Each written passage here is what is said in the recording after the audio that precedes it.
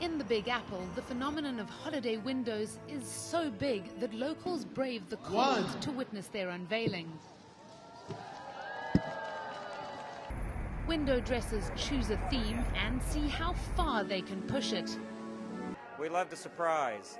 If you're in the display business, you're in the surprise business. This year, luxury goods store Bergdorf Goodman picked a Holidays on Ice theme, adding wall-walking acrobats who sprinkled the crowd with glitter. Upscale retailer Saks Fifth Avenue included ballet dancers in their opening show.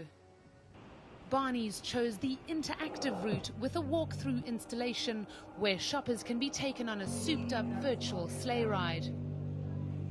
Of course, Santa and his traditional helpers also featured, along with a new Christmas character, a mythological Yeti who started out as an unappreciated snowmaker in Siberia before making it as a snowflake artist in New York.